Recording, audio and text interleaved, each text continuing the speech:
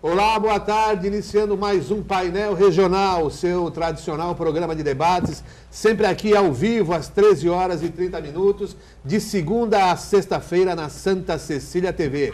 À noite você pode rever o programa às 20 horas, assiste também pelo Santa Portal, o portal digital da Santa Cecília TV, e depois o programa fica disponibilizado no YouTube para você assistir a qualquer momento. Por aqui, as principais notícias da região, do estado, as notícias nacionais também, sempre apresentadas, sempre levadas a você, com opinião e conteúdo, e comentário com conteúdo. Sempre aqui proferido por comentaristas, convidados especiais, como o professor Elias Jacó, professor, advogado, promotor de justiça aposentado, o também professor aqui à minha esquerda, ali na ponta, professor Iberê Cirna, professor de marketing político, e à minha direita aqui, também professor, uma mesa hoje só de catedráticos, professor, advogado e jornalista, Vicente Cassione. Ali na ponta, ainda não professora, mas estudante, também sempre estudando, a Jéssica Souza, que daqui a pouquinho fala para você, telespectador, você internauta, como participar aqui do painel regional, que você também é participante aqui desta mesa. E a gente vai iniciando a nossa conversa de hoje, o nosso debate, cumprimentando aqui o professor Elias Jacó. Tudo bem, professor? Tudo bem. Boa tarde, boa noite, não é? Aos nossos queridos telespectadores, meu amigo Cassione. Aliás, eu tenho que contar uma coisa para vocês, né? Depois do último programa que eu participei com ele, eu cheguei em casa, a coisa estava empolvorosa. Nossa, mas ele estava fora de série. Então, o que acontece lá é o seguinte, quando eu participo, eles não fazem a questão de assistir, não. Mas hoje está todo mundo na beira da televisão. E eu posso assegurar a vocês, pela conversa antes de chegar aqui, que vai ser melhor ainda, viu? Um grande abraço, Iberê, fazia tempo também que eu não via, viu? É um prazer enorme estar com vocês aqui, com a Jéssica. E vamos ficar à disposição para ver no que nós podemos colaborar com o espírito crítico do brasileiro, que está meio abalado ultimamente. A presença do professor Elias Jacó, do professor Cassione, também do professor Iberê, sempre traz uma audiência qualificada ao painel regional. Iberê, tudo bom? Tudo bem, é um prazer estar na companhia de vocês. Já meio habituei aqui, né, com o Vicente. Nós estamos fazendo uma dupla, vamos até gravar um CD, possivelmente, hein? O que você acha? Entendeu? E na companhia do Elias Jacó, que é meu dileto amigo, sabe melhor do que ninguém. Sou fã dele há muitos anos. Muito bem, e aqui à minha direita, como já apresentei, o professor Cassione. Tudo bom, professor? Isso aqui realmente é uma ação entre amigos, né? Quando os amigos se encontram, o astral é ótimo, o clima fica muito bom, porque há afeto, antes de tudo, nessas nossas relações. E eu quero dizer ao Elias que santo de casa não faz milagre, isso é em todo lugar. Não é? O reconhecimento que a gente tem dos entes queridos é indiscutível, mas eles não precisam ficar dizendo o tempo todo. Chegar para você, cada vez que você chega em casa, a Regina tem que dizer, você foi ótimo. Não é assim. Não é? Então, eu quero agradecer a essa referência que você fez, para mim muito gratificante de verdade. Isso significa que nós somos amigos mesmo, porque quando as pessoas têm os entes queridos que não gostam da gente, é porque também a pessoa não gosta da gente. Então, se os seus entes queridos gostam de mim, é porque você gosta. E a recíproca é verdadeira, e você sabe disso, e é de muito tempo. Muito tempo. Um abraço a todos os caríssimos telespectadores e também a Jéssica. O Iberê, eu até às vezes brinco com ele, ele tem um nome que é Iberê. E tinha um outro Iberê, no tempo da nossa faculdade, que o Elias acho que ainda não pegou. Iberê Bandeira. Que era o Iberê Bandeira de Melo. Eu briguei tanto com o Iberê Bandeira de Melo, sou amigo dele, brilhante ele era, fui amigo dele sempre, mas brigávamos muito ali, ideologicamente. Que tinha que vir, pelo menos, um Iberê que fosse alguém com quem eu não brigasse. E, graças a Deus, eu encontrei um Iberê com quem eu não brigo, que também é amigo. E o Heraldo, a gente já sabe há tanto tempo, eu sempre tenho dito isso, é um dos jornalistas que eu conheci de melhor qualidade desta cidade. ao contrário de alguns outros que não deveriam nem receber esse título de jornalistas. O Heraldo é um exemplo e uma escola. Muito obrigado. Um abraço a Jéssica mais uma vez. Obrigado, professor. Jéssica, e o telespectador, como é que faz para participar aqui dessa mesa? Tudo bem? Boa tarde, Geraldo. Boa tarde, Elias. Boa tarde ao doutor Iberê, desculpa. E ao doutor Cassione aqui também do meu lado. Bem-vindo de volta, viu? Tem muita gente sentindo sua falta durante esse período aí que você ficou longe. Muito obrigado, eu agradeço muito. Vamos lá. Uma boa tarde também para você aí, telespectador de casa, que pode participar com a gente através dos telefones 3223-1120 ou 3223-7676. Participe também através do Facebook, facebook.com/Painel Regional TV. Muito bem, e o impeachment parece que vai para o Supremo. Parece não, já foi. 6 mandados de segurança já foram propostos no Supremo Tribunal Federal, questionando a validade do fatiamento da votação do impeachment da então presidente Dilma Rousseff, deixando de aplicar a pena de inabilitação para o exercício da função pública.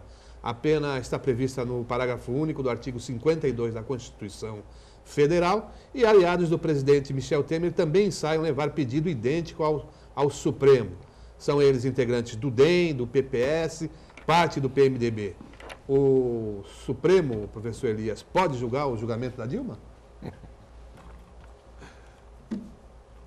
Estava lembrando agora há pouco, meu professor de Direito Constitucional, meu querido Olavo de Paula Borges, deu aula em 1965.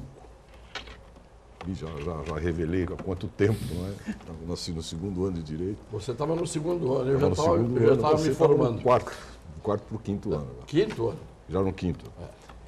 E ele começava as aulas dele dizendo, vamos falar a respeito do poder legislativo antes que acabe. Eu não sei mais o que vou dizer para os meus alunos, porque vou explicar alguma coisa na área dos direitos individuais, do direito constitucional ligado à minha área, que é a área criminal. O que eu vou dizer para eles? A Constituição já acabou. Não é possível. É inacreditável o que aconteceu. Principalmente sob a batuta do presidente do Supremo Tribunal Federal. E coisa realmente inexplicável, a não ser por aquilo que a gente vê nas fímbrias, né? Aquelas conversas paralelas, aquela intervenção bastante oportuna do presidente do Senado, manifestações, digamos, de atos falhos, né? Eu me lembro que as folhas tantas, quando o Lewandowski tentava justificar a aprovação pelo plenário, e aliás ele nem submeteu isso à aprovação pelo plenário, ele já submeteu direto os 2 quesitos, né? Ele falou assim, mas ela não vai poder nem ser merendeira de escola.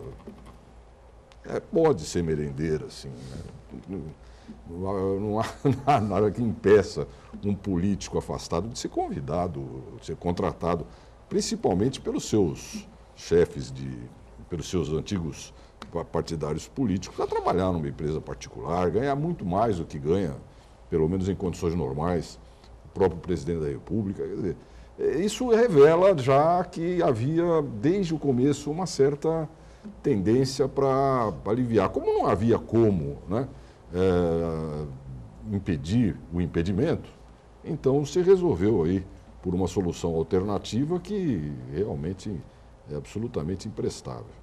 Agora, se o Supremo vai ou não vai fazer isso, o Supremo está justamente se manifestando no sentido de que não é possível que se possa ler a Constituição de outra forma que não aquela que exige realmente como consequência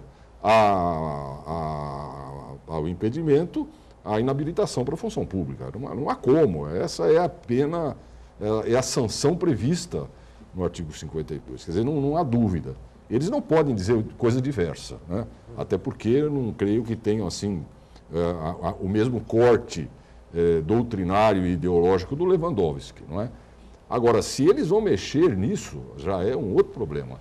Porque a Corte Constitucional, até por natureza, não raciocina apenas em termos jurídicos, em termos técnicos, né? raciocina também em termos de conveniência. E a gente chama isso de uma certa moderação política, não é? Então eu não sei se eles vão acabar dizendo, olha, é melhor deixar do jeito que está, porque se a gente anular isso aí, a gente corre o risco até de ter uma situação bastante complicada em termos de insegurança jurídica no país. O que vai acontecer? Eles anulam a decisão toda, e, anulando a decisão toda, eles vão anular também o que acontece com a Dilma. Ela volta a ser presidente licenciada, se esgotarão os 180 dias, ela reassumirá, o Temer volta à interinidade. Quer dizer, é uma confusão tão grande que, de fato, eu acho que eles vão raciocinar com muito cuidado com relação a isso. Se a gente fosse fazer a comparação com o Tribunal do Júri, aí eu peço para o Cassione que me corrija, porque já faz algum tempo que eu estou afastado da prática do júri, inclusive a nova legislação, eu tenho acompanhado apenas do seu ponto de vista acadêmico, eu diria que seria até possível ao Supremo Tribunal Federal retificar a pena aplicada, não é? Isso acontece também no Tribunal do Júri. O júri é soberano, eu diria que é mais soberano ainda do que deve ser o próprio Senado, não é? Então, ele poderia considerar válida a condenação primária, né, que é o impedimento, e reajustar a pena, né, baseada no fato de que houve um erro material, para dizer o mínimo, não é, com relação à dosimetria da pena. Podem fazer isso também, mas eu prefiro imaginar que eles vão tentar uma saída de uma espécie de conciliação, não é? Não tem poderes para isso. Na verdade, o Senado é o órgão de julgamento em instância única. E até quando se fala que não há crime de responsabilidade e tal, o pessoal esquece que quem diz se há ou não há crime de responsabilidade é o Senado Federal. E o Senado Federal disse que há crime de responsabilidade. Você pode discutir os fatos, né? Então, se efetivamente houve assinatura dos decretos, se esses decretos foram assinados sem que a meta tivesse sido cumprida, se houve ou não operação de crédito. Agora, dizer, se eles disserem que haverá, que houve crime de responsabilidade porque houve operação de crédito, isso é um golpe de Estado. Não, eles entenderam, diferentemente do que brilhantemente sustentou a defesa, que esses fatos configuram crimes de responsabilidade. Eles são a autoridade suprema para isso. E não tem que ficar também preocupado com fundamentação de voto, porque não é isso que exige a Constituição Federal. A Constituição Federal exige que eles exponham as ideias dele, mas na hora de votar é sim ou não e pronto, não é? E ninguém vai mexer nisso, a não ser que realmente eles encontrem aí um pretexto formal, dizer que houve o quê? Como diz, um afastamento da Constituição Federal e anulem apenas a sessão de julgamento. Essa é a minha opinião, não sei. Agora, professor Iberê, quem ficou bastante insatisfeito é o ex-presidente Collor, o senador Collor, que teve, né, apesar de ter renunciado, teve ali os seus direitos políticos também. Né, total. Suspensos por 8 anos. Olha, primeiro, Heraldo, para mim é uma alegria, um prazer muito estar nessa mesa aqui com dois advogados que eu respeito muito, dois juristas que eu aprendo muito com eles, e quem sou eu para estar discutindo? Eu vou falar de um outro lado, viu, Elias? É uma verdadeira palhaçada aquilo que hoje estamos fazendo com o nosso Brasil. Esta é a minha opinião.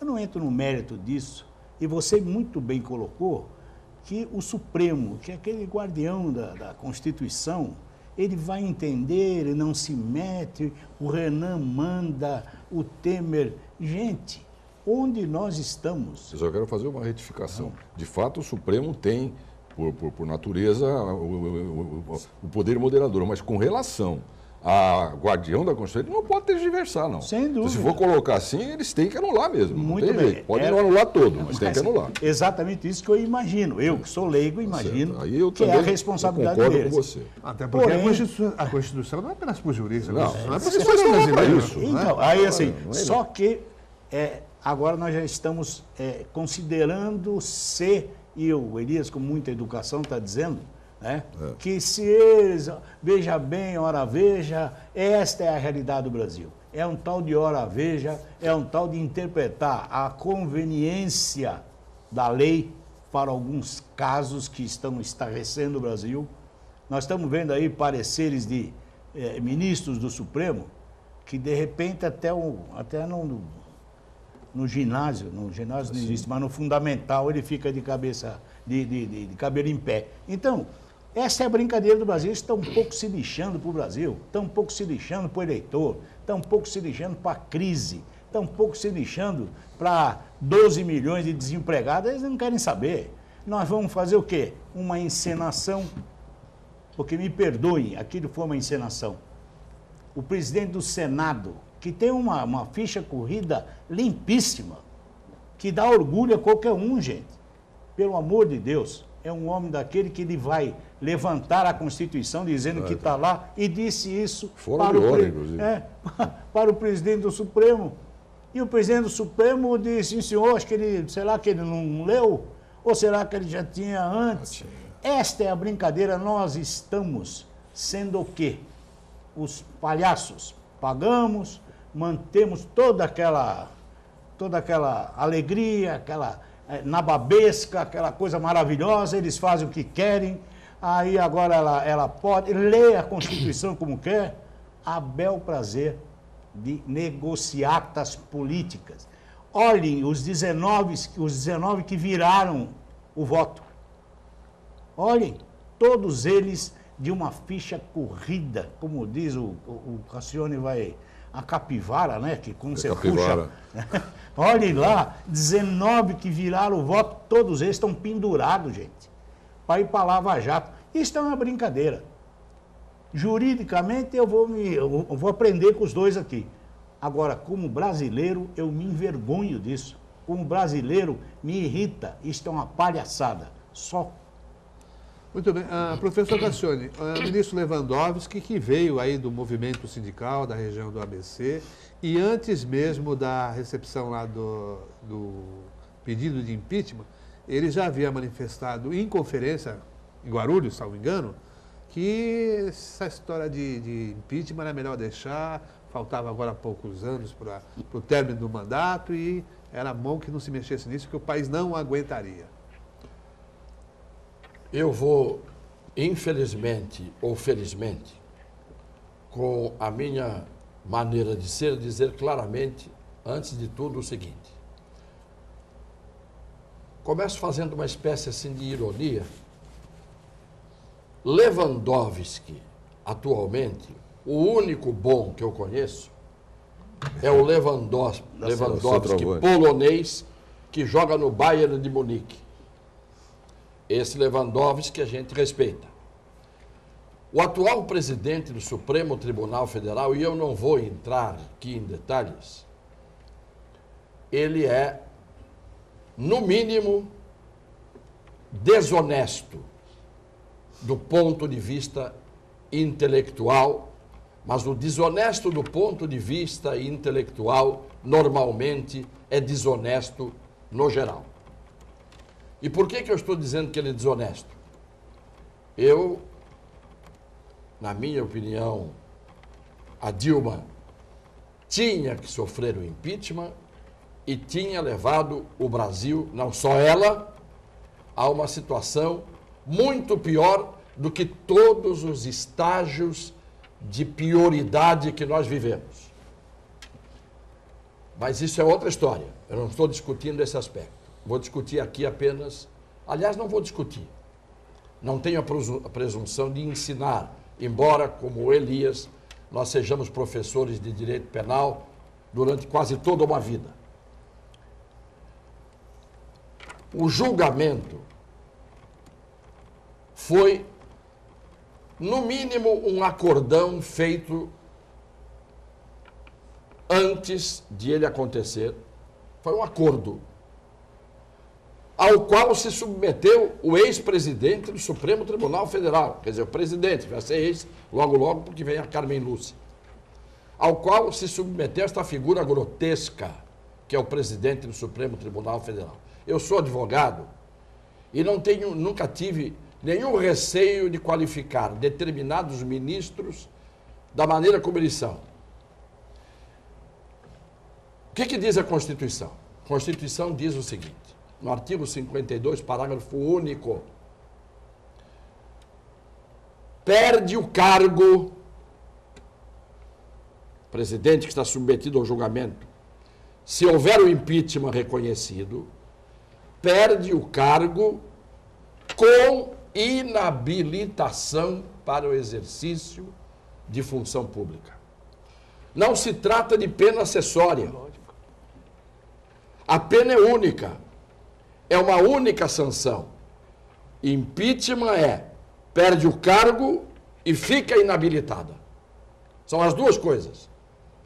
Na hora em que votaram a favor do impeachment, e por, se não me engano, 61 votos a 20, portanto, a maioria de 2/3 aconteceu, que é uma exigência da Constituição, neste momento caberia ao presidente única e exclusivamente dizer: decreto, determino a perda do cargo com o exercício, com a inabilitação para o exercício de função pública pelo prazo de 8 anos. Por que diz o artigo além disso? O que o artigo diz além disso? Diz perda do cargo com inabilitação para o exercício da função pública, além das sanções judiciais cabíveis. Aí sim você tem outras sanções judiciais que são acessórias, que não estão especificadas na Constituição, e aí você tem que recorrer à legislação inferior, infraconstitucional. Na hora em que a pena é única, você não pode dividir uma pena única, nem fragmentar uma pena única. Se o Supremo Tribunal Federal, pela maioria dos seus membros, tiver vergonha na cara, porque nem todos ali têm, e eu estou falando dos ministros do Supremo Tribunal Federal, isto é público, se alguém estiver gravando, pode mandar o vídeo, o CD, o pendrive para um daqueles ministros, que eu até agradeço. Se eles tiverem vergonha na cara, eles têm que anular o julgamento. Por quê?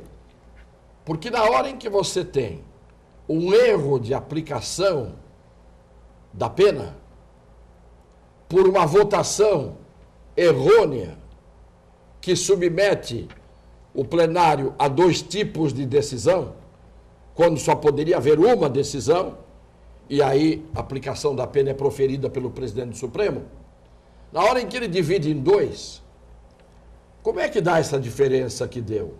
Por que eu faço mais, isto é, eu tiro a presidente da República do cargo e não dou a inabilitação? O que acabou acontecendo foi um acordo debaixo do pano, em que ficou decidido o seguinte: vamos fazer aqui uma irregularidade, mas isso vai passar. A gente aplica só o impeachment, tira, que é para o Temer ficar lá, que é isso que a gente quer.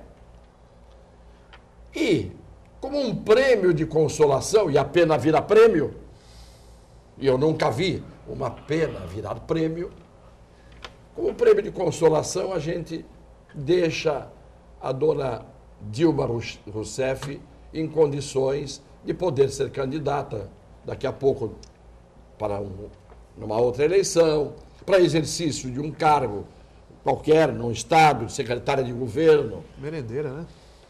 Merendeira, eu tenho certeza absoluta que ela não iria jamais ter vocação para isso, porque ela contribuiu muito para que muitos brasileiros não tenham direito à merenda. Então, se nós fizermos uma analogia com o direito penal, que é inevitável que a gente faça, nem precisaria, porque a Constituição é clara.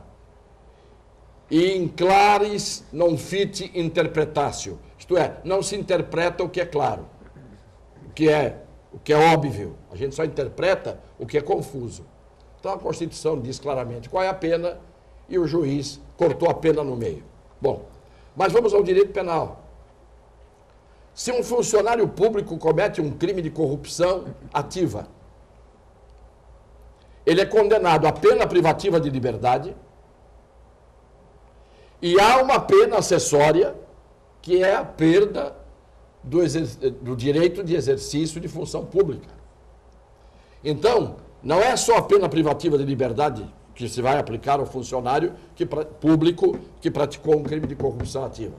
Ele responde pela pena privativa de liberdade e aplica-se uma pena acessória, que não pode deixar de ser aplicada. Se nem a pena acessória pode deixar de ser aplicada, como é que você pode cortar pelo meio a pena principal, que se resume em perda do cargo e inabilitação para a função pública, o exercício de função pública? Então foi um escândalo. Um escândalo. Dizem que o julgamento é político. O julgamento é político. E por que a gente diz que o julgamento é político? Porque se ele fosse estritamente jurídico, você tinha que ter reconhecido o crime de responsabilidade exatamente nos termos da denúncia. Mas como o julgamento é político, você pode dar uma abrangência no conceito de crime de responsabilidade maior por razão política. Isso tudo bem, até se admite. Não há rigidez da tipicidade do direito penal, em que você tem obrigatoriamente que o fato descrito na denúncia tem que ser reconhecido estritamente como ele está na denúncia. Ali não, como é um julgamento político, e é um tipo de crime que tem uma característica, uma natureza diferente, e o juízo não é dos juízes, mas dos políticos, você pode ter uma abrangência maior no conceito de crime de responsabilidade ou na abrangência dos fatos que estão ali sendo considerados crime de responsabilidade. Neste caso, o julgamento pode ser político, mas a decisão e a aplicação da sanção com base no que foi decidido tem que ser estritamente jurídica a decisão. E a decisão jurídica por parte do presidente do Supremo Tribunal Federal é a de aplicar a Constituição nos seus exatos termos. Mas o Elias disse uma coisa certa, o nosso velho professor Olavo de Paula Borges, que quando entrava pela pequena porta da Casa Amarela, nos jardins da Casa Amarela, com a sua pasta na mão direita e o chapéu na mão esquerda, e morreu moço, quando ele entrava, nós estávamos antes do início da aula ali, todos reunidos no pátio, no jardim, só da passagem dele, todos paravam e ficávamos em silêncio ao vê-lo passar. Olavo de Paula Borges. E ele dizia mesmo, vamos estudar isto aqui antes que isso acabe. A Constituição não acabou ontem. A Constituição, em alguns aspectos, não morreu ontem. Em alguns aspectos, a Constituição nasceu morta. E foi várias vezes assassinada ao longo do período de 88 para cá. E quando isso acontece, nós vivemos uma insegurança jurídica. E não há mal maior para uma nação, maior do que a corrupção, maior do que todos os males, do que você ter insegurança jurídica. Porque quando as leis não são aplicadas, os aplicadores das leis brincam com a sua vontade. Você está na insegurança jurídica. E insegurança jurídica é o vale tudo. E no vale tudo, nós não temos o direito de reclamar de nada, porque a regra é essa, vale tudo, para nós e para os outros. Muito bem, vamos fazer um pequeno intervalo, a gente já volta daqui a pouquinho para continuar com esse debate. Muito bem, já de retorno aqui para o segundo bloco do painel regional. E as Santas Casas e Hospitais Filantrópicos terão agora 10 anos para saldar as suas dívidas com a Caixa Econômica Federal. Isso com base num acordo entre a própria Caixa e o Ministério da Saúde. Juntas, as instituições devem 22 bilhões. A questão que parece não é o prazo, mas sim a fonte de receita pois os hospitais prestam serviços ao governo via Sistema Único de Saúde e são remunerados em valores que não cobrem nem os custos. Então, vão tomar empréstimos para pagar outros empréstimos? Mais ou menos isso, professor Elias? De fato é mais ou menos isso, sim. Na verdade, eu tenho uma vinculação direta com a Santa Casa, porque eu sou presidente do Conselho Deliberativo, né? Então, acompanho já as aflições da Santa Casa, não fosse a nossa participação lá atrás, né? Na interventoria, aquela crise de 1980 e poucos, né?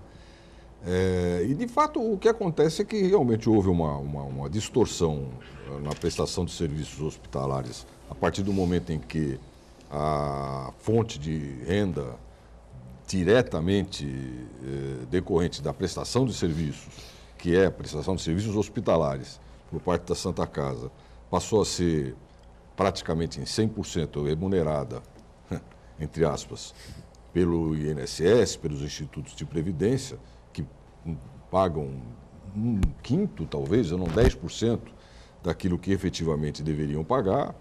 E isso já se sabia que ia chegar a esse ponto. O caso específico da Santa Casa de Santos, não obstante as administrações que se sucederam nos últimos anos tenham feito um esforço, e estão fazendo, um esforço terrível para conseguir, quer dizer, as despesas de custeio, fazer frente às despesas de custeio, sem dizer em salários, em honorários médicos e modernização de equipamento, e tudo aquilo que se pode imaginar que seja necessário para um hospital de ponta, como deveria ser a Santa Casa, baldados esses esforços, que envolvem, inclusive, uma desmobilização patrimonial bastante razoável. No final do ano passado, foram obrigados a fazer um acordo com a Caixa Econômica, um empréstimo que não chegou a ser sequer aquele que era necessário, mas que serviu para cobrir, não é, algumas despesas emergentes. Isso tem que ser pago.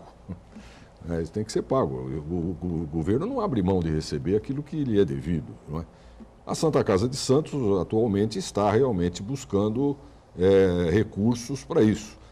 A par disso, houve uma releitura, né, dos planos de saúde. A Santa Casa passou um tempo em condições razoáveis, em razão da possibilidade de receber proventos desses planos, do seu plano, né, que é um plano, enfim, de saúde muito interessante, mas que agora também não pode fazer isso. Então tiveram que separar aí o hospital do plano de saúde, com uma série de exigências. Na verdade, o que a gente percebeu até o final do ano passado, que como é que eu vou chamar, a política do governo em relação aos planos de saúde era realmente uma política de desmobilização, né? Não sei como é que vai ser agora, porque temos outro governo, e que realmente acabou afetando profundamente, pelo menos a Irmandade da Santa Casa de Santos. Agora, é claro que a nossa Santa Casa, eu tenho dito sempre que posso isso, ela é um patrimônio que não pode ser colocado assim, na mesma linha de qualquer patrimônio comum. A Santa Casa é um acervo cultural, um acervo de benemerência, talvez é um patrimônio familiar da nossa sociedade, e é preciso que a sociedade se mobilize para preservá-la, né?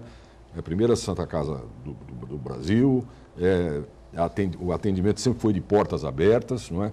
E isso realmente engrandece a Santa Casa, a sua história, a sua tradição. Então, quando se senta à mesa para dialogar com um financiador, um governo mesmo, é preciso que essas pessoas sintam a relevância da Santa Casa de Santos e possam respeitá-la. E isso não tem acontecido. Isso não tem acontecido.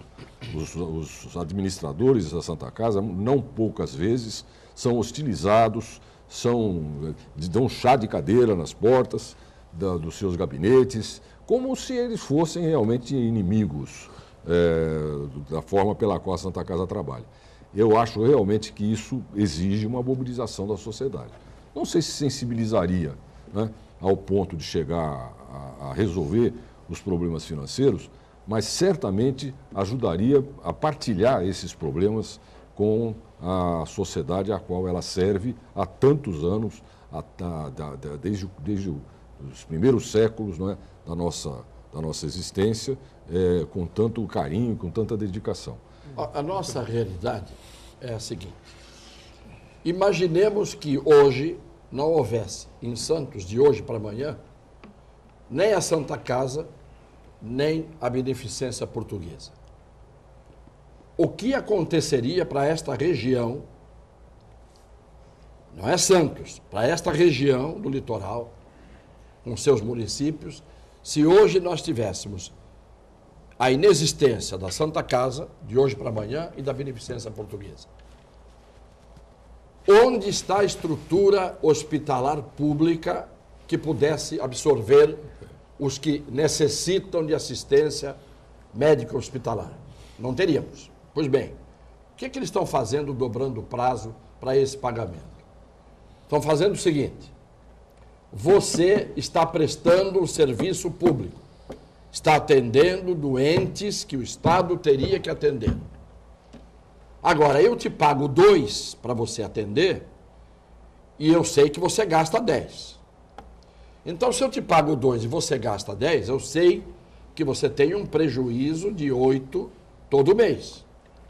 Então, você me deve 200. Mas como você tem um prejuízo de 8, porque eu te dou 2 e você, na verdade, gasta 10, você tem no prejuízo de 8, eu te dou um prazo dobrado para você pagar a dívida para mim. Você pode quintuplicar o prazo, você pode fazer o prazo virar 10 vezes maior, enquanto o Estado não pagar o custeio, aquilo que ele tem que pagar para o atendimento ser feito em níveis minimamente dignos, do ponto de vista médico-hospitalar, o Estado tinha que perdoar a dívida. Eu, Estado, não faço o meu papel, você está fazendo, então eu te pago para você fazer. Você não me deve nada. É isso que tinha que ser. Mas não é assim. Então nós temos que depender da esmola, de uma emenda de um parlamentar que dá tampar um buraquinho da Santa Casa aqui, um buraquinho do Hospital Beneficência Portuguesa ali. Caem uns pingadinhos e o serviço continua precário. Isto é, você não tem equipamentos, você tem filas para fazer exames que são fundamentais, porque se forem tardios, podem levar o paciente ao óbito ou a sequelas. Então nós fingimos que temos o Estado dando assistência de saúde, é outra mentira constitucional, que é dever do Estado dar assistência de saúde. Nós estamos fingindo, e sempre isso, a Santa Casa se virando para conseguir cumprir a sua missão, que é a missão de servir e de substituir o Estado na sua omissão. E aí eu falo do Estado em todos os seus níveis, federal, estadual e municipal, porque a responsabilidade é do plano federal, do Ministério da Saúde, portanto do governo federal, do plano estadual, porque o Estado tem o dever, se a Santa Casa tem que fazer o papel heróico de gastar o que ela não pode, porque não tem, o Estado tem que dar um jeito de subvencionar uma diferença. E o município tem que ter representantes, a começar pelo prefeito municipal, que tem que brigar por isso. Porque tem 2 saídas. Ou ele socorre a Santa Casa com o poder político que ele tem, recorrendo ao governador, ou recorrendo aos poderosos que estão aí no poder, ou ele constrói um hospital municipal de nível que atenda às necessidades da cidade. Ô, Iberê, eterno conflito, então. Nós tivemos, inclusive, a morte de uma senhora de ontem, né? Não, mas eu tenho que explicar uma coisa para o Vicente. O Vicente não entendeu. O Vicente tem um raciocínio. Desculpa a brincadeira, viu, Vicente? Nós não somos aqui Porto de Mariel, gente. Nós não temos dinheiro para dar para fazer. Eu tenho milhões e explicar o que é milhões. Porto de Mariel que eles não sabem. Então Muitos eu tenho não sabem. milhões e milhões de dólares para dar para os países bolivarianos. Eu tenho que perder uma refinaria porque o presidente diz que é minha e eu vou tomar. Mas eu não tenho nenhuma política para a saúde do povo brasileiro. Aí, assim, nós estamos falando em quantos? 10 milhões? 10 milhões? 22 bilhões. 22 é brincadeira para ele. 22 milhões. Vai lá para... É um dos rombinhos do petróleo. Não, e pode pedir para o tal do Barusco, que devolveu da conta particular dele 387 milhões de dólares. Devolveu. E aí nós estamos cobrando do hospital. Essa é a brincadeira desse país, gente. Isto é o que fizeram com o Brasil. Morre a míngua, morre na maca por causa de R$200, de R$100. Fala-se em SUS para pagar uma consulta, um atendimento, R$5, R$10, e vou investir bilhões. Que é um saco de pipoca. Entendeu? Gente, que esta é a brincadeira que fizeram com o Brasil. Então, desculpa, viu, Vicente? Você faz sempre esta coisa clara, objetiva, de que nós temos que olhar, mas o Brasil não olha a saúde. O Brasil, de alguns anos para cá e de muitos anos para cá, está preocupado, dar feijão para o povo e nós morremos de fome, dar dinheiro para construir. Este é o país que levamos, é o país. Sabe o que está acontecendo aqui? Olha os nossos cabelos aqui. Não, dela não, o dela é moreno bonito. Então, o resto aqui é cabelo branco, gente. Nós estamos cansados, nós não brigamos na nossa juventude. Nós não brigamos, viu, Vicente, na nossa juventude, para vermos o Brasil desse jeito. E hoje nós estamos com cabelo branco. E nós estamos olhando o quê? O que fizeram com as nossas lutas lá atrás. Aquilo que acreditávamos, aquilo que brigávamos para ver o quê? Na mão destes desmiolados a jogarem o Brasil é uma vala que me deixa um pouco assustado. Então, quando se fala de saúde, é impossível, alguém está cobrando de quem deveria dar, era o Estado. Vicente fala bem. Aí o hospital tem que viver as mínguas com o chapéu na mão, pedindo pelo amor de Deus, entendeu? Este é o absurdo desse país, pô. Só antes de terminar... Senão não vai ter tempo para o telespectador, hein? Vou contar uma coisa. A minha filha, ontem, estava indo para São Paulo. Eu passei 3 dias fazendo um júri em São Paulo. Durou 3 dias o júri. E a minha filha estava subindo para prestar a solidariedade ao pai, né? Para ir. Ela está passando na Imigrantes, no trecho já final, entre o centro de exposições e a Papais, ali. Está parado um Gol prata no estacionamento. Saem, de repente, de uma rampa, de uma ribanceira, 3 rapazinhos, cada um com o R15 na mão, e foram para cima do Gol. Isto entre Santos e São Paulo, à luz do dia. Só para dar um exemplo do país em que nós vivemos. Né? Eu precisava contar isso aqui, porque, olha, se o carro pifar, para no acostamento... E reza. Reza não. Reza não. Porque eles têm santo forte, ou diabo forte. Para no acostamento e sai andando para o lado oposto da pista, entendeu? Com o risco de ser atropelado, porque o carro parou ali, vem a piranha. Piranhada toda. E quando a gente fala em Constituição cidadã, que todo dia é assassinada, não é? Tem que mudar o nome. Essa Constituição hoje é cidadão. Vamos fazer um intervalo, senão a gente engole até o tempo do telespectador. A gente já volta. Terceiro e último bloco, a gente já vai correndo ali para a Jéssica, que tem a participação dos telespectadores. Vamos a eles. Temos sim. O Antônio Saraiva, do Boqueirão, a pergunta dele é para a mesa. No caso da votação que foi comentado, a Dilma poderia ter sido absolvida na primeira votação do impeachment e no segundo ser impedida de exercer o cargo público. Ou seja, na ordem contrária da que ocorreu. Haveria essa possibilidade? Não, claro que não. Se a pena do impeachment foi negada a pena do impeachment junto com a pena, que é a mesma, da inabilitação.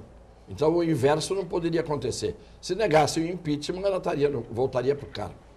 Foi exatamente essa a volta que deram no caso Collor. Claro. O Collor renunciou e, em tendo renunciado, deveria ter sido julgado prejudicado, perdeu o objeto. Sem dúvida nenhuma. Entretanto, eles prosseguiram na votação, votaram sim e aplicaram a pena de inabilitação. E vocês não sabem Ele da foi história. cassado já não era mais presidente. O Sidney Sanches, que presidiu aquela sessão, que negou um requerimento da defesa que era absolutamente pertinente, e ele indeferiu liminarmente e passou para a votação quando ele tinha juridicamente que deferir uma providência requerida pela defesa do Collor.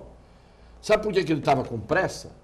Porque ele terminou o julgamento do Collor e embarcou na mesma noite em primeira classe para Paris, porque já tinha a passagem marcada dele e da mulher dele para Paris, com um grupo de advogados, juízes, promotores, que iam fazer um curso na Sorbonne de uma semana. E ele era o coordenador daquele grupo, né? Recebendo hotel de graça, passagem de primeira classe de graça, etc. Então o Sidney Sanches estava apressadíssimo em terminar a reunião do Collor, que deu o impeachment, porque ele saiu dali, foi para o aeroporto com a mulher e foi para Paris. Isso a história não conta. Jéssica, mais participações? Sim, o Valdomiro Trento para a mesa.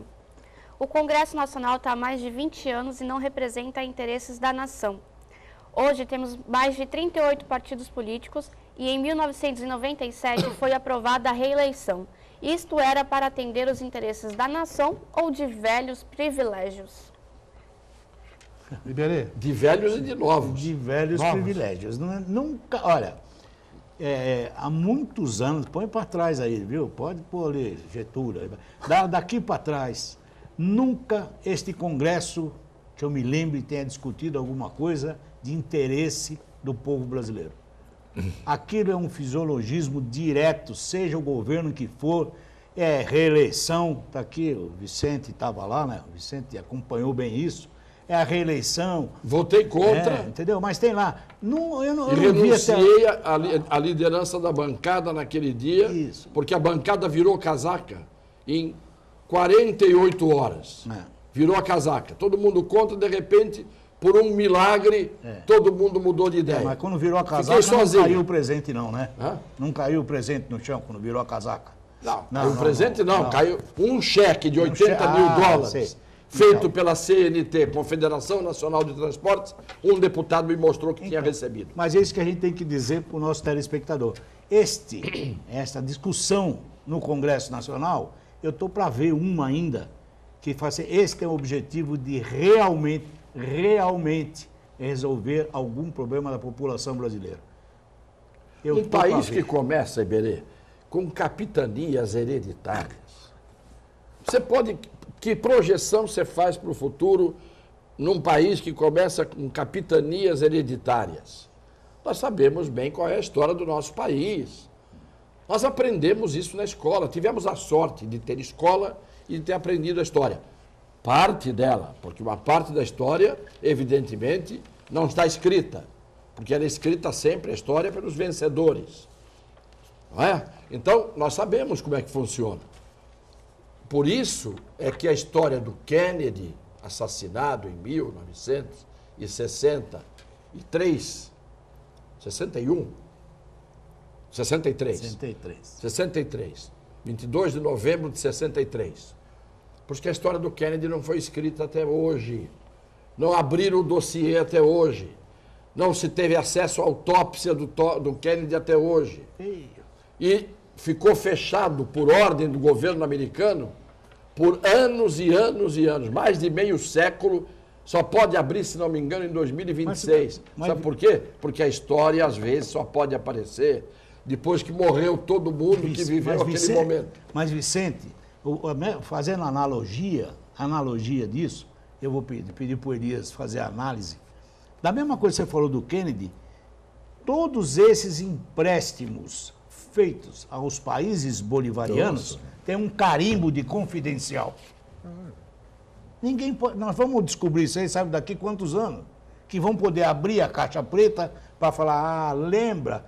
Eu acho que nós não vamos estar aqui para ver, mas de qualquer jeito, tem um carimbinho lá, tal como, né? Essa é a história do Kennedy. Nós só vamos saber daqui miseravelmente uns 30 anos, 30, 40 anos. Como os arquivos do DOPS, né? Sem dúvida. E quando abriram, eu fui lá, eu vi que eu era comunista fichado no DOPS. Mas você não é comunista? Jéssica, mais um para a gente encerrar. Vamos para encerrar Eu hoje. sou comunista aí. Nós dois. Para encerrar hoje a participação, o Custódio Fernandes fez uma colocação dizendo que a Santa Casa, com a nova direção que tem, está pagando os fornecedores e funcionários em dia. Disse ser os responsáveis pelos pagamentos. Tá mesmo, é verdade. Uma das suas... Para isso, eles fizeram um empréstimo no final do ano passado, pediu-se lá, eu vou botar os números assim aleatoriamente, 120 milhões, e aí a Caixa Econômica, depois de muitas exigências, muita conversa, liberou 98 milhões. E esse dinheiro é parte do que está sendo agora resgatado com os fornecedores, com os funcionários e com os médicos. Isso é verdade. E estão fazendo o possível para ver se conseguem racionalizar um pouco mais a administração. O problema, o buraco é mais em cima. É mais embaixo. É mais embaixo. Bom, pelo menos para esse novo empréstimo, então, vou ter 10 anos aí para pagar. Quer dizer, já está de certa forma, tem Vamos ver até quando. alívio. Até o frescor. próximo empréstimo. É verdade. Bom, uma mesa como essa, realmente, muitos assuntos ficam de fora. Deixamos de analisar aqui a questão da evasão escolar nas escolas de ensino integral. Queríamos falar também do crimes fora da estatística, viu, professor Cassione? Agora se constatou realmente que muitas mortes, depois constatados que eram homicídios, não entram na estatística e esses dados não são retificados. A gente... Que surpresa. Sim, mas você foi duramente criticado pela Secretaria Quando eu falava de Segurança isso. Pública, disseram que você não sabia de nada. Quando eu chamei o secretário de Segurança Pública, Exatamente. que hoje é ministro da Justiça, Exatamente. ministro da Justiça, de canalha aqui. Aí recebi uma crítica, que era um absurdo, que eu estava falando mal. Está aí, está provado. Agora estão reconhecendo crimes fora da A gente vai estatística. comentar esses temas nos próximos programas. Eu agradeço aqui o professor Iberê, professor Elias Jacó, professor Vicente Cassione e também a Jéssica. Desejo a todos um excelente final de semana. Estaremos aqui novamente na segunda-feira. Obrigado.